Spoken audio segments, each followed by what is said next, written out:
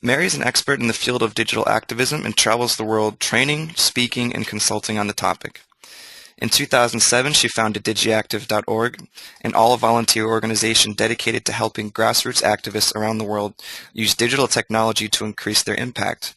And in 2008, she was new media operations manager for Barack Obama's national presidential campaign. She is also the editor of Digital Activism Decoded, the first book explicitly devoted to the topic of digital activism, which was published in the spring of 2010. And with that, I'd like to hand it over to Mary Joyce. Hello, thanks for having me. I trust that you can all see the screen. So I'm going to be talking about digital activism strategies, and then as an example going into the use of digital technology in the recent Egypt revolution. So even though we'll be doing a bit of theory first, because this is an academic webinar, we're going to have the flags of Tahrir Square in the background for the duration. So don't lose hope. Okay. Oh, I'm trying to advance my slides. There we go. Okay, so digital activism is basically the use of digital technology by citizens to achieve social and political change. And usually the way we understand digital activism is through tools. You know, are people using a crowdsourcing map platform like Ushahidi, or perhaps Twitter, or YouTube, or WikiLeaks, or Facebook? And there's, of course, a variety of platforms, and it's always increasing. And then we also have a variety of anecdotes. You know, there's always more examples of how activists are using digital technology, and the pace of new cases is actually increasing. So when we say, how can digital tech help activists, often the options seem limitless. And these are just some examples to give you an idea of the scope. And many of them you may already be aware of. So for example, something like WikiLeaks, we say, okay, we can use a website to anonymously leak private information of public interest. Or with a mapping platform like Ushahidi, this is a map of Haiti after the earthquake. We can say we can create a public crowdsourced crisis map. Then there are networked organizations like Anonymous, which is connected to the 4chan image board service, and they do hacking campaigns for various reasons of their own. And then you have a lot of just small human rights campaigns, but they're small in that they have small staff and resources, but they have a global scope.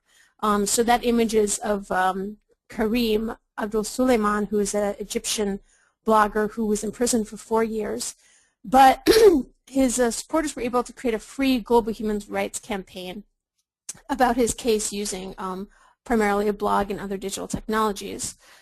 Then you have traditional organizations like The Guardian, which in 2009 created its own custom platform to share MP expense reports. This is when there was a scandal. They found that members of parliament were expensing things they really shouldn't have, like gardening services. The taxpayers were paying for that. And there were thousands of documents, and so The Guardian said, hey, readers, help us to do this research and find news items. Then you have in the US using donation technologies to funnel donations from around the country to an outsider candidate in a Democratic primary. And then you have something like the It Gets Better project, which is basically just a video meme where people who are LGBT talk about their experiences as young people and how difficult it was, and then how it gets better when you grow up. And it's an anti-suicide campaign that's very decentralized. And then you have really complex cases, the kind of cases we talk about when we talk about nonviolent conflict, like Iran, 2009. You know, how is digital technology used? And there's so many examples, right? So many platforms, internal mobilization, external broadcast of information. So now you've heard what digital technology can do for activists. So is that clear? Should I stop after 10 minutes? And the answer is, of course not. It's not clear. It's not enough to know what technologies are being used, and it's not enough to have explanations of examples, right? because more information does not equal more knowledge, and it certainly doesn't equal better strategy. So what you need to do is you need to start with those cases, because that's the kind of data we have on digital activism now, particularly the most broad form of data, because there are things like network maps, but for very limited cases. But you can't go directly from those cases to the strategic lessons, because then you get here again. There's just so many lessons, and each case has its own. So what you need to do is you need to compare. And you say, well, what are the characteristics do all these cases have in common? And you keep narrowing until you get to an exhaustive and exclusive list. And the reason that I'm talking about process is because I want to underline that we're really at the very beginning of creating knowledge and creating strategic frameworks about digital activism. And the list I'm going to talk about today is what I've come up with, but but it can be improved upon. So this is the list of 7 activist uses of digital technology. And what I propose is that it's an exhaustive and exclusive list, meaning that all uses of digital technologies are composed of these 7 elements that are put together in different ways. And now we'll explore these looking at the recent revolution in Egypt. Oopsie. Brief definitions. Documentation means digital content creation of any kind, be it text, be it video, be it audio. Broadcast is information sharing without a call to action for the goal of shared understanding. Mobilizing is, again, information sharing, but with a specific call to action, and as such has a much more direct link to nonviolent protest. Co-creation means design and planning, so this is kind of the strategy element of activism, is co-creation. Protection is a specific set of tools used to evade censorship and surveillance and protect activists. And synthesizing is aggregating and mashing up content. And the final and most narrow is resource transfer, which is basically micro-donations. So the first type is documenting, which is encoding of text, video, audio content, regardless of whether it's subsequently shared. So for example, in what we believe to be Cairo, this was taken on February 3rd during the protests. You have a person standing on a highway overpass, just taking a video of protesters walking to, we assume, Tahrir. And then he or she witnessed this police van driving very quickly toward the protesters, people running out of the way. The videographer pans over and sees the van smash into the protesters and continue going, right? So here you have just a small incident of violence of the government against protesters, like many others. But what he did, which made it valuable and made it resonate, was that he broadcast it, which means that he shared it, he or she. And what that person did first was share it on Facebook, and from there, it was uploaded to YouTube by many different people. And these are just some examples, such that I wasn't even able to find the original instance, right?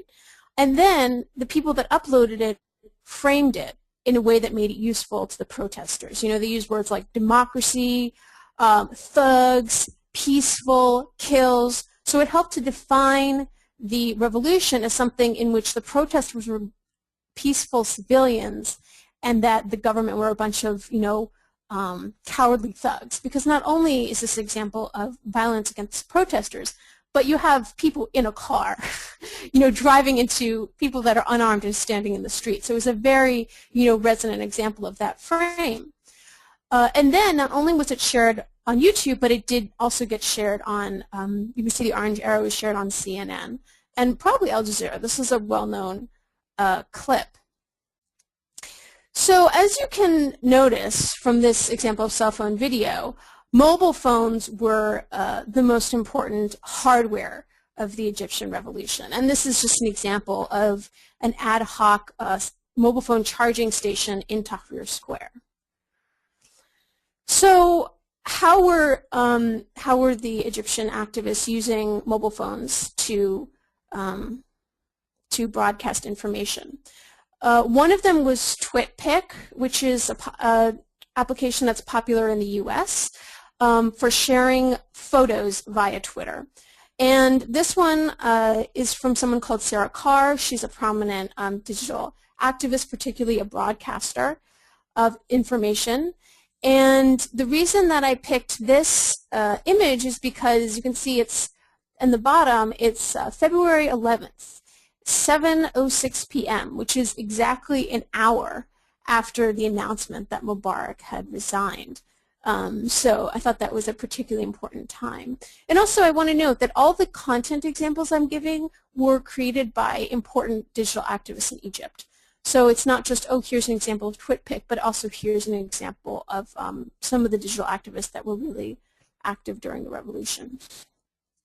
So YFrog is like TwitPic, but it's actually, at least, well, I was watching the Twitter stream during the revolution. It's more popular in Egypt. And here you have Mona Saif, a popular blogger, also was broadcasting a lot. You can see she broadcasts in English. She's Anglophone. So she was really helpful in bringing information about what was going on from the protesters' perspective to an international audience. And you can see also that I've taken these screenshots last week. So what the people in Egypt are currently concerned with is, what is the army up to? The army obviously was part of the Mubarak regime since the beginning. Now they're supposed to be guardians of the democratic transition, but they're doing a lot of things like imprisoning and persecuting activists and also digital activists that has the people wondering whose side they're on. So here the most recent photo that Mona has posted is from a protest, and the banner says, "Our great army, make up your mind, are you with us or with them?" meaning with the regime. Now this is a platform, broadcast platform, that I hadn't heard of, that apparently some activists are using. It's called Bamboozer, as you can see, and what it is, it's a live streaming platform to use with a smartphone. So you can, in effect, broadcast your own television channel from your smartphone, and if you go to the website, you'll be able to see how it works. And so it shows video screen, and then it also shows exactly where the activist is. And this is Rami Raouf, and he produced a lot of digital content around the revolution, and he's the online media officer for the Egyptian Initiative for Personal Rights. Also another note is, as you can see, a lot of these technologies require smartphone. They require that you have access to the internet. And while a lot of people have said, oh, it's good that cell phone penetration is increasing because it means that people who cannot afford internet access can engage in digital activism, what we're seeing is that the organizers were middle-class people with certain financial means, lawyers, doctors, NGO employees, and that they did have smartphones. So more than just the cell phone was the hardware of the revolution, the smartphone was the hardware of the revolution, at least in my research. So you have information sharing across a lot of platforms. You have a lot of options: video, text, audio. We didn't do an audio example, but video.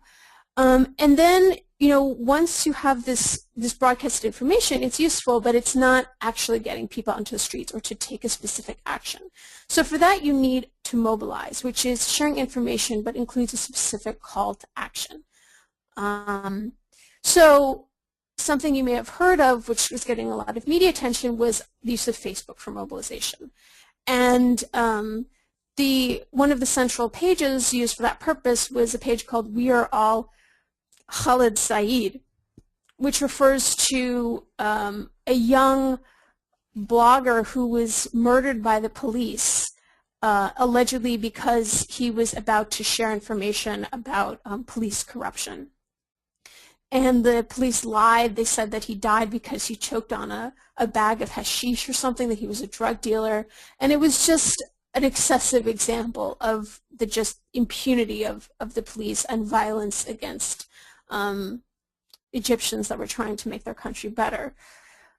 So this is an example. Obviously, this isn't the original Khalid Said page because it's in English. This is a UK version to give you an idea of what kind of content is there. This is the original page. which is still active. And in the top it says Kulna Khalid Saeed. And then they had an avatar that was announcing the protest on April 8th, which was last Friday. Purification Friday. This is a loose translation. The people want to know what's the plan. So that means they're saying to the army, okay, what is our democratic transition going to look like? And they had several other specific demands as well with regard to bringing Mubarak and others to trial and such. Okay, so stepping back from mobilization, what comes before you mobilize? You have to strategize and plan. And digital technology can also help activists to strategize and plan for their action. In this presentation, I'm going to be giving some quotes from Wael Ghonim, whom you may have heard of. And he is one of the admins of the Kulna Khalid Saeed Facebook group. And he admitted he was not a leader of the revolution, but he was extremely important in framing the revolution in terms that inspired people to take action. And he was actually imprisoned for 12 days, released on February 7th. And this was toward the end of the protests. Remember, Mubarak resigned on the 11th. And people were getting, very tired. They were giving up. This was when the government and Umar Suleiman was saying, yes, we're moving, things are moving back to normal, and there was a certain legitimacy for a transition to Suleiman. And he got on television on the 7th, and that's where all these quotes are taken from. And he really eloquently described, the love of Egypt that the activists had, and he inspired people to get out into the streets. So I'm using him here as an example of co-creation, the design and planning and use of social media in that. And he's saying, which you've probably read while I've been talking, by the way, the secret behind the success of the Facebook page is that before any decision was made, we'd take a survey, and everyone would give their opinions, and the opinion of the majority would prevail. So you can use Facebook in that way, but really it's kind of unusual, particularly in a repressive regime, to use a public forum for planning. In fact, it's a really bad idea, and the activists didn't do it that much. So most planning occurred offline for security reasons, right? Because any activist platform in Egypt was going to be under surveillance. So when technology was used, it was private and one-to-one, like SMS or phone calls or GChat, and not social media, which is public and many-to-many. And also just because when you plan, it's much more effective to do so in a small group. It's very hard to take decisions in a Facebook group that has thousands of people. And here I did put the example of the iPhone, not necessarily because they all had them, but to underline that yes, it was smartphones that people were using, and not the more basic handsets. So I was initially going to show a video of offline strategy and mobilization from the New York Times, and it is a really good video, and hopefully I'll be able to send it to Jake and he can forward it to you so you can watch it. We can't watch it here just because of the way the sound works on the webinar, but I just wanted to underline that even though I'm talking about digital technology here, I'm not implying that the revolution was totally digital. It certainly wasn't, and it was very important that there was offline planning for security reasons, and it was very important that there was offline mobilization because you had a lot of Egyptians who don't have access to the internet. So I just wanted to make that note, and I encourage you to watch this video after the presentation. So the fifth use of digital technology for activism is protecting, and this is helping technologies that help activists evade censorship and government surveillance. And there are probably many examples. These digital activists are pretty savvy, and they were pretty good at keeping themselves safe, although Wael, of course, was arrested. I think it was pretty soon after he entered the country. He had been in the United Arab Emirates. But here is an example of a technology that's kind of an unusual one, but that was used in Egypt remember I said that the smartphone was the key hardware of the revolution, and this is Opera Mini, which is a web browser for phones, and it comes with this application called Turbo. And what Turbo is designed to do, it's designed to compress web content like images and video to make it load to your phone more quickly if you have slow connectivity. But the way it functions is that it loads all this content through a server that's owned by Opera. And so what that has, it has the effect of being a proxy server and helping activists route around blocks. Because, for example, the BBC might be blocked in someone's country, but the Opera Run router system isn't. So they can load the BBC page through the Opera router. And so this was helpful and used by activists. And also it doesn't show what websites you're looking at. It just shows data coming from the Opera server. So the next is synthesizing, and there's two types of synthesizing. One is aggregation, bringing together similar types of content like photos or news articles, and the second is a mashup, which is bringing together content of different types like GPS data plus video plus music plus text. The first example is one of aggregation, called Piggypedia, and this was not, so far as I could tell, used during the protests. There wasn't content from the protest on the site, but it's just a Flickr group, and basically it's a way to name and shame members of the security forces. So here's an example. You have this policeman, and he's circled, and there you go.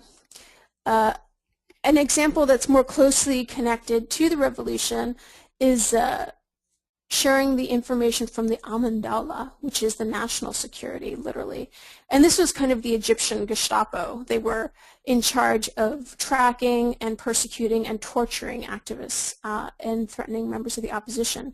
And this happened, I believe, a couple of weeks after the resignation of Mubarak. And of course the activists wanted to get into the Al-Mandala to find evidence of crime so that these people could be prosecuted.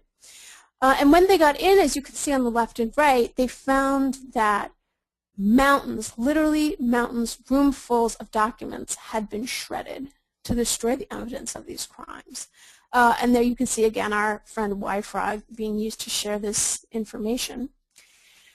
So the activists have said, okay, we have these documents, some of them have not been shredded, and we want to share them because we want them to be used in prosecution. So let's crowdsource it.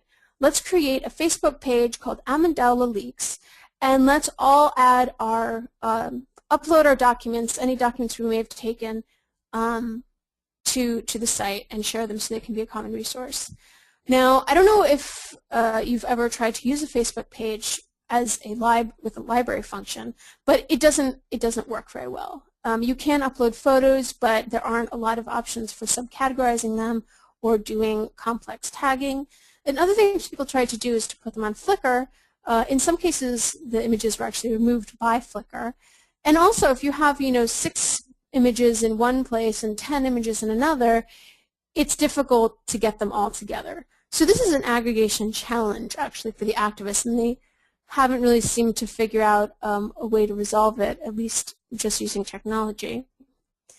Mashup is, of course, the other type of synthesis, and these are examples from Ushahidi of maps where people are sending SMS messages about instances of violence, and those SMS messages are being put on a map, a digital map, according to the GPS location of the cell phone. And so you have a couple of examples of this. There's a link where you can read more about them. But I don't want to just focus on the things that are clearly about activism, but also just about the emotional effect of media, right? Music and video clips were very important in inspiring people to take action and reminding people about what they were fighting for. And this is a video that mashes together some TV footage and some footage taken by citizens and puts it with a a pop music background. And I think it's very moving. Again, I will share the link afterwards. But just remembering that mashup, it's not all about, go to this place at this time, but it's also about framing and inspiring people to get out onto the streets in spite of the danger. So the seventh way that digital technology can be used for activism is resource transfer, donations. And this is really, really important in the West, and in the U.S. in particular. A lot of what nonprofit organizations want to use the internet for is raising money.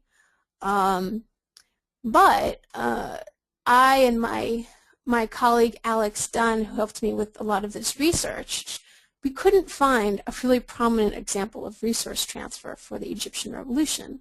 And that's really telling, because it's telling that you can have a revolution without needing a lot of money if you're able to inspire people to volunteer their time and volunteer their energy and volunteer their talents.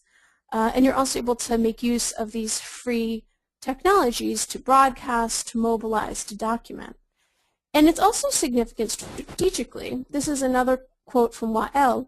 He's saying, "I was kidnapped inside state security prison. They were 100% certain that we were traitors working for others, either brainwashed or funded by some entity directing us, telling us where to go, what to do, what to post online." So the Egyptian government probably thought the revolution was being funded by the U.S., maybe even Israel, and the fact that the revolution was able to operate effectively without needing outside money was tremendously important in them having legitimacy and credibility with the people of Egypt. And so it wasn't just, oh, it was cheap to do, it also made it easier for them to succeed. So those are the 7 methods. But then how do we actually apply them and use them for analyzing digital activism? And as I was saying in the beginning, a lot of people now understand digital activism as what tools being used. Oh, you're using YouTube, or using Twitter, or using a blog. But once you understand a framework such as this one, you can see that even when you're talking about one tool, there are a lot of different functions. And you actually can understand the tool's role in activism a lot better if you look at the functions rather than look at just what was the tool. So this is an example of Twitter. And it was used for actually 5 functions. So one of them is mobilizing, saying, okay, there's a demonstration in front of the embassy in Cairo today. The second one is broadcast, just sharing news about a trial of people accused of killing protesters, or someone just saying, it's so inspiring to see the revolution being carried on. So this is for information sharing without a specific call to action. Then you also see an example of documenting. There's a TwitPic image. Protecting, even protecting. This is an account that was created when the internet was shut down early in the protests, and they were in contact with activists via phone. And they were using the phone to circumvent the internet block and taking their tweets verbally and then posting them, which is very creative. And then finally, Twitter is excellent for aggregation. So that means anyone, anywhere in the world, wherever you are, if you put this hashtag Jan25, which was the date of the initial protest, then you could find all the content related to the protest. And sometimes you get a lot of retweeting and even some spam when you have a hashtag that's popular like this. But I was checking the hashtag multiple times a day during the protests, and it was really, really useful. I mean, you had people on the ground that were giving really useful information. So it still has an effective function in that way. And then moving beyond a tool, which is a very basic unit of digital activism, to an actual campaign organization, this framework still works. So you have the Front to Defend Egypt protesters, and this is a diagram they've made of what they do, to show what they do. So first they have documentation of abuses of protesters in one way, either physical abuse or illegal detention. And then those reports, either, as you can see, there's little envelopes. There's email, there's images, there's phone, there's video. those are aggregated. They're all sent to the communication unit of FDP. Then after that, the information is received. There's a co-creation element, a planning element, by what they call the operating section. So it's communication unit, lawyers, provisions community, researchers, and doctors, and they decide, okay, what should we do with this information? Some of it they broadcast, and they have all these platforms they use for broadcast. But more importantly, what they do is they mobilize. So they say, okay, lawyers, these protesters have been detained. Go to this police station. Or, okay, provisions committee. We've heard that there's need for bandages in this location because protesters have been beaten up. Go there.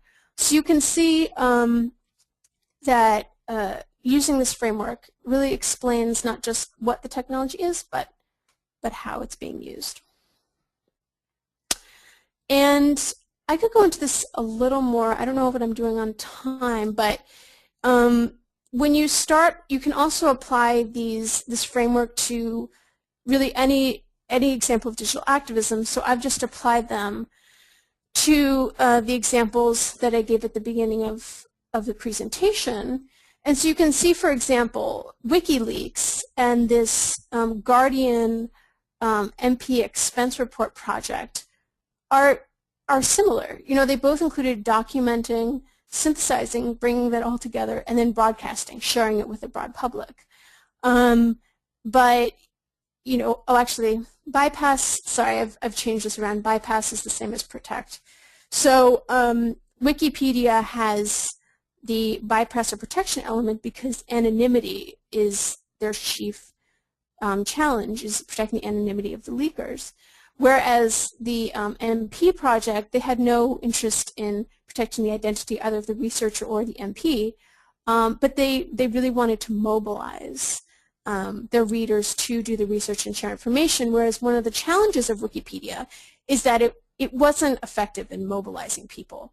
So Julian Assange thought initially that once he shared this information, people would take it and they would call their lawmakers and they would start campaigns, but people didn't. So that was one of the reasons that he started working with newspapers and traditional media, was because he needed someone to synthesize this information. And there's still kind of a weak link between WikiLeaks and mobilization, because people that are mobilizing on behalf of WikiLeaks, like Anonymous, which has done hacking on behalf of WikiLeaks, WikiLeaks says, oh, they're not working for us. You know, they're just on their own. So when you start using these comparative frameworks, you start seeing connections that weren't visible before. So I think I've made this point previously in the presentation, just that it's very important to merge online and offline tactics. You know, digital technology is becoming more and more embedded in our lives. And just as it will be foolish to ignore the effect of digital technology on commerce or on dating or on entertainment, it would be foolish to ignore the effect of digital technology on activism. But at the same time, no one's arguing that all digital activism should become digital. You know, that's obviously ridiculous. The argument is just know what digital technology can do, know how to use it strategically, and be able to insert digital technology use in your campaign as appropriate. And I thought that this quote from Wael, again, was good, because it showed also that it's not just about the internet. It's just that the internet has certain capacities, and sometimes the internet is a good place to start. So he says, the revolution belonged to the internet youth, then it belonged to the Egyptian youth, then the revolution belonged to all the people of Egypt. So that is the end of my presentation, and I would be happy to take questions. Thanks, Mary. And so now we're going to transition to our Q&A session. Just as a reminder, you can either use the raise hand button on your toolbar, but if you do so, please be sure to have a microphone, or be sure you're ready with your phone to call in, and you can ask your question that way. Or if you prefer, you can also just type a question into the questions pane on the toolbar, and I can just read that out for you, and then Mary can answer that. So I'll go ahead and start with our first raised hand. We have a question from Dafer. Can you please ask your question, Duffer.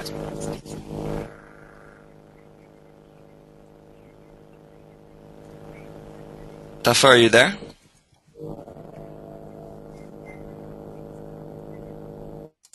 Okay, we'll try one of the written questions. This question comes from Jesse. Jesse asks, is there any information on simpler mobile technology examples rather than exclusively smartphone tech?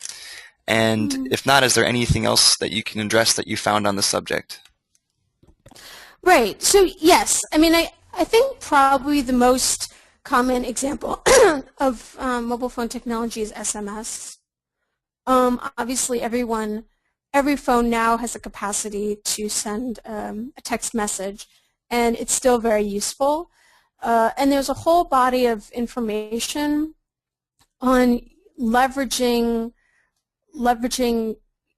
human networks to share messages via SMS, and I can actually include that in the links I sent to Jake.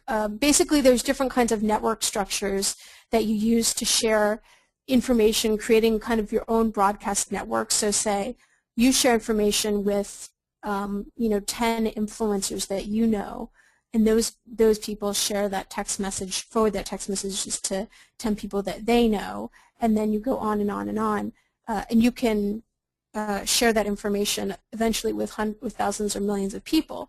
And this is why governments like China have a very sophisticated system of tracking what's happening via SMS.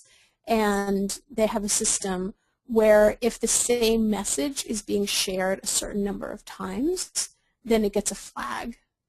And so they can check that message and see if it's, hey, come to the rock concert tonight, then everything's fine. But if it's, hey, come to the protest tonight, then they can take a variety of actions like tracking who started it, or turning off the cell phone network. So yes, I would say that the killer app of mobile phones is still SMS. And so that's, yes, an answer to your question.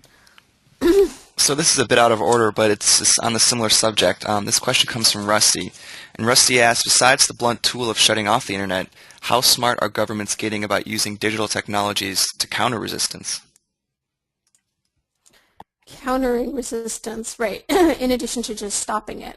Well, I mean, there's definitely a propaganda war, and this is actually another SMS example, but throughout the protests, Vodafone, which is actually a British company, was compelled by the government to send pro-government SMS messages to all their subscribers with things saying, the armed forces calls upon all honest men to combat the criminals and traitors in our midst, or something like that. So definitely governments are using these technologies not to their own benefit in addition to just shutting them down. And there's a lot of examples in Evgeny Morozov's recent book, The Net Delusion. He particularly looks at Russia, because he's Russophone. And so yeah, there's a lot of examples there. Although I would say that governments more often resort to censorship than to competition, message competition, because if you choose not to censor, but instead to compete with an existing message, you're elevating the messenger to the level of competitor. So I would say that governments usually don't want to take that risk and would prefer just to censor. Yep. Our next question is from Maria. Please go ahead.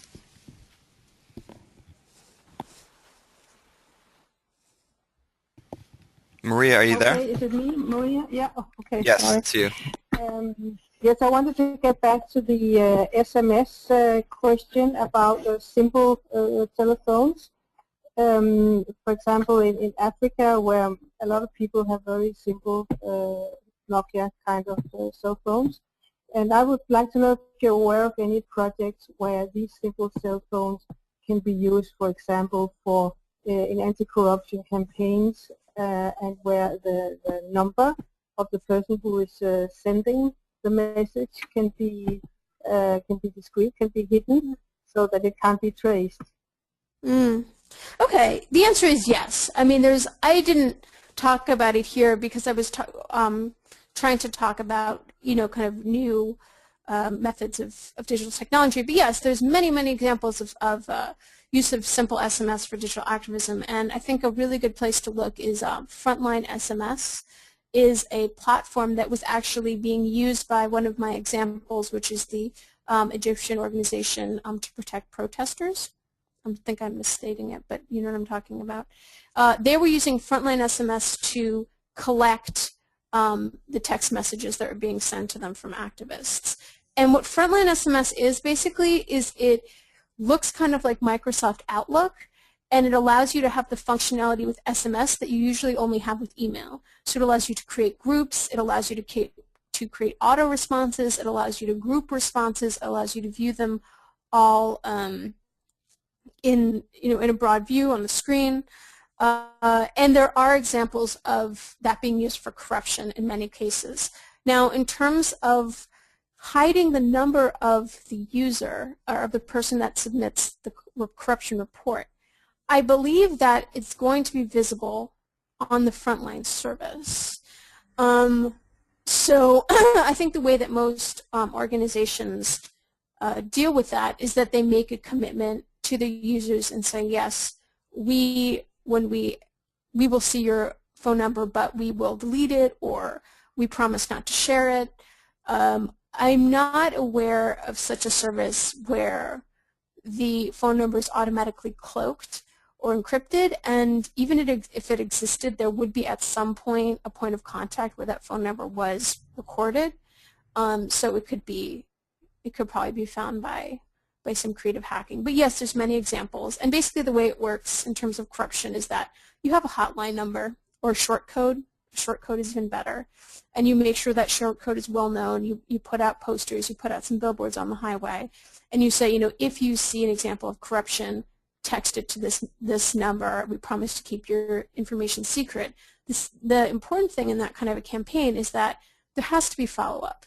There's a lot of organizations that use the technology, but they haven't really figured out how to take it to the next step. So they have all these reports of violence or corruption, what have you, but they don't have the internal capacity to actually do something about it, to make a prosecution or what have you.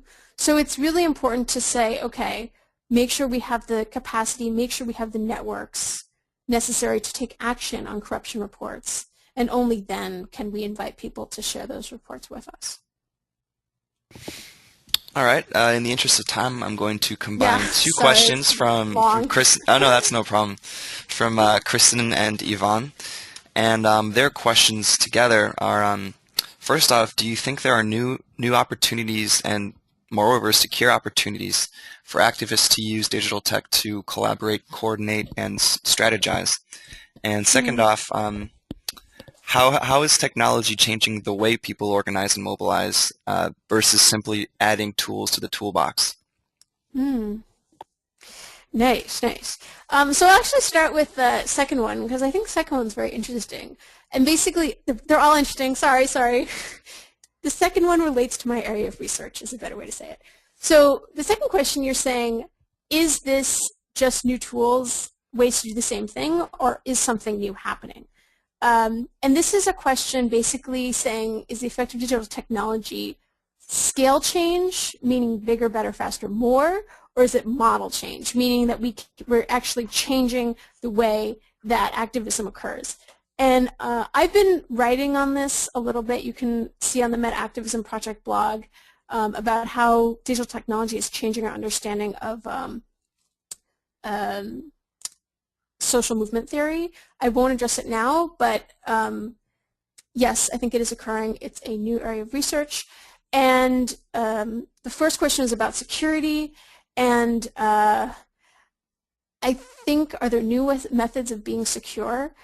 I think you just have to make sure that you're being anonymous and using proxies, particularly using Tor when you're accessing these social media platforms, to ensure that you're not revealing your identity either by your IP address, which is what Tor achieves, or through your connections, which is what you would achieve by creating a new and anonymous Facebook profile without any connections, without any content, because when you act and you're on Facebook, they can tell who you are based on who you're connected to, and you're also endangering the people you're connected to, because that's what it is. It's a social network. It does a lot of the work of repressive governments for them by saying who activists are connected to. And again, there's a lot of information there that I just don't have time to go into right now. Our next question comes from Abraham. Please go ahead, Abraham.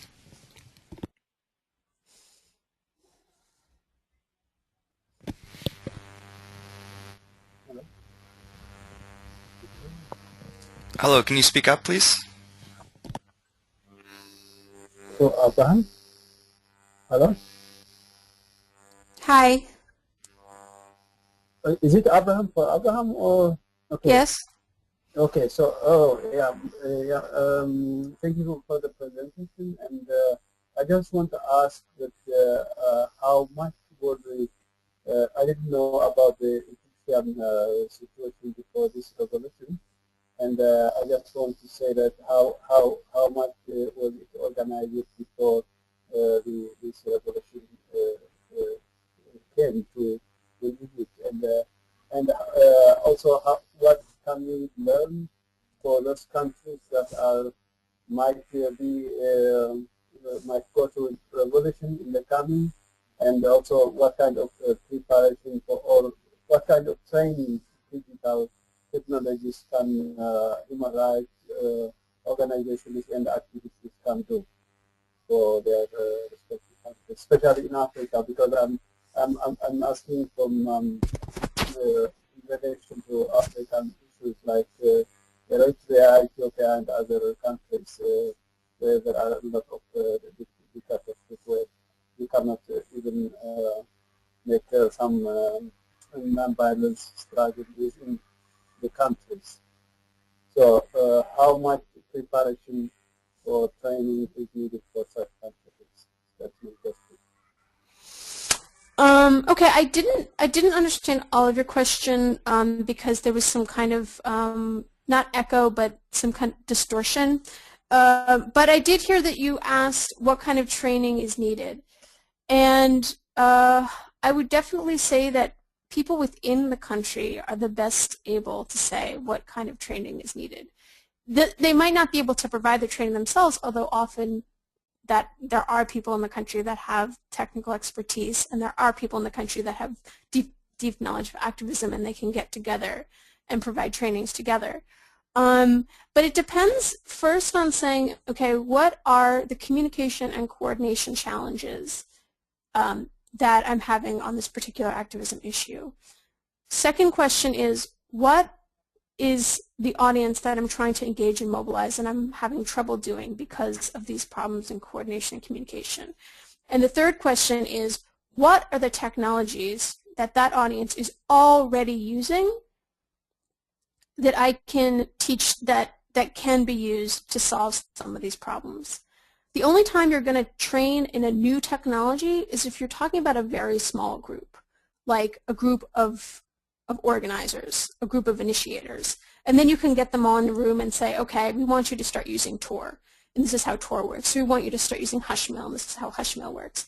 If you're talking about a larger group, you really want to focus on what's the technology they're already using, like, for example, SMS, and then saying, okay, how can we use that to solve some of the communication and coordination challenges? But you need to start with the understanding of the activism problem, then go to your audience and finally say, what is the technology the audience already has that can solve them?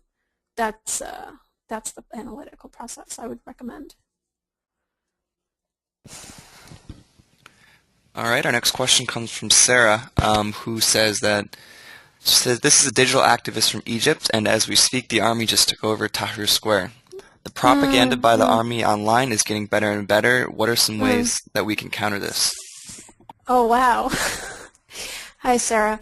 So I actually wrote a post today on the meta-activism project about message jamming, and one of them deals with propaganda, and I think it's called, and the counter strategy is called message dilution. So basically there's two ways to counter propaganda. The first is to shout louder, meaning in more places. So that means, in more blogs, in more Twitter feeds, getting the message out, okay, what the army is doing is wrong because of X, Y, and Z. So that's a quantity response. And it's easier for activists because activists do now have multiple small channels for broadcasts like Facebook groups and Twitter and blogs and what have you. The second strategy, and I recommend that they be used together, is influencers. Getting influential media to mirror what you're saying instead of what your opponent is saying. And by influencers, I'm talking about things, channels that have really large viewership. Something like a satellite TV station like Al Jazeera. So for example, if Al Jazeera or whatever the Egyptian people are watching is giving your interpretation of events instead of what the army is saying, that's going to be extremely helpful for you in winning the propaganda battle. Likewise, if you have multiple platforms that you control by yourselves and that your allies control, giving your interpretation and not your opponents, that's going to help you. But yeah, that's a difficult situation. I'm sorry. Our next question is from Asifa. Asifa, I'm unmuting you now. Please go ahead. Hi, can you hear me? Yes. Well, I had also posted questions in text. Let me repeat those. One was the lawyers' movement back in 2007 in Pakistan, part of your study, because I sensed that digital activism was being used, but it was subtle or people just didn't notice. And the second question is that such revolutions, as I've been observing Middle East, they're restricted to urban areas because people in rural areas do not have access to internet, or if they have access to cell phones, but they don't know how to use Twitter or what Facebook is. So I'm thinking before initiating something like this, it's very important to get a sense of the group that one will be able to access, and I have a feeling it would be in countries like Pakistan restricted to urban centers only. And I do wonder about the longevity of such a revolution. What's your take on that?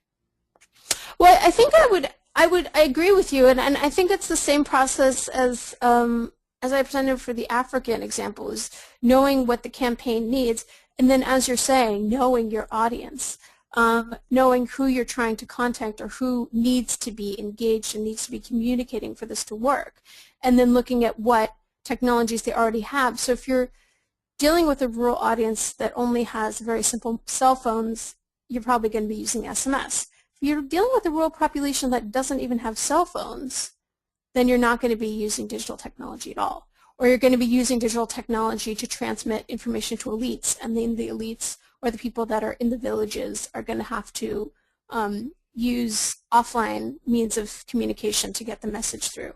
So yes, it's absolutely critical to understand the technology capacities of the audience that you need strategically to communicate with in order to achieve the campaign goal.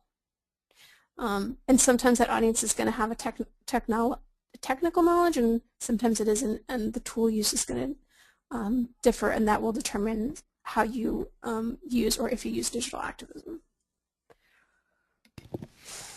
All right, I think we have time for one or two more questions. The next one comes from Andrea, who asks, the other side of the coin on digital tech is its potential for monitoring the users by the state. And so more than just what can they do to prevent this, the question is of awareness. How do you see activists preparing for this? Do you think they're aware, and do you think they're taking action, doing things like encrypting messages, using codes, or other similar tactics?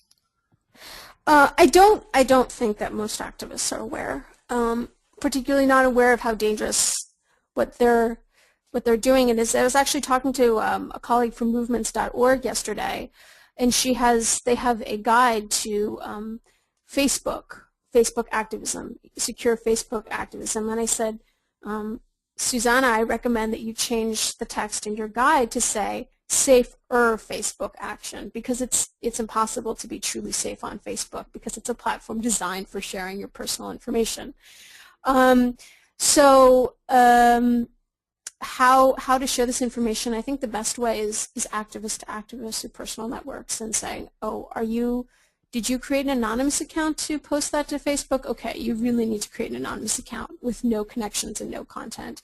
Are you using Tor, T-O-R? Are you using Tor every time you access that platform to ensure that your IP address is encrypted? Okay, if you're not, you really need to do that.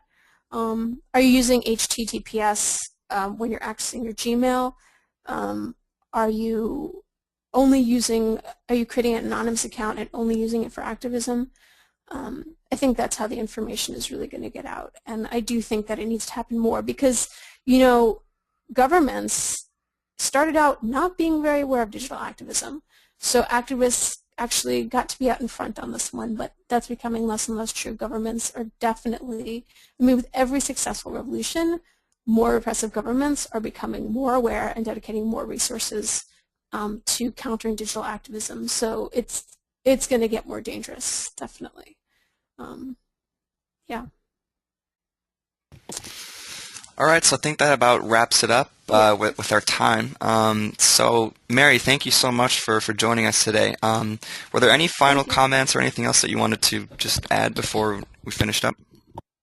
No, I'll send some of those links that I was mentioning during the presentation. Jake, I guess send those to you, and then maybe if there's a follow-up email, you can put those in the email? Certainly, I can. Well, it's actually all been recorded, and we can upload it to our website in a few days along with all of the other resources. But if the audience is willing, we can also send everyone who joined us today a follow-up email with any of the links and videos and documents that you had mentioned. Okay, great. And yeah, thank you all for your participation and your excellent questions. I enjoyed it. Thank you, Jake and ICNC. All right, so I'm sorry we couldn't get to everyone's questions today.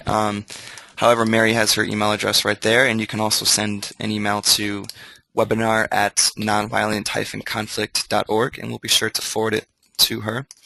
And as I just mentioned, the webinar has been recorded, and we will upload it to our website at www.nonviolent-conflict.org. So if you have a friend or colleague who wasn't able to attend and you think they might be interested, you can certainly forward them the link, or if you missed part of the presentation and want to go back, you can take another look. And we'll also upload all the resources and videos and other documents that Mary mentioned. And also, finally, feel free to come find us on Facebook, or you can follow us on Twitter at NVConflict. And don't forget to check out the meta-activism project over at www.meta-activism.org. And so thanks again, everyone, for joining us. Be sure to keep an eye out for our upcoming webinars, which will be announced on our website very soon. And Mary, thanks again very much for your presentation. Thank you. Have a great day, everyone.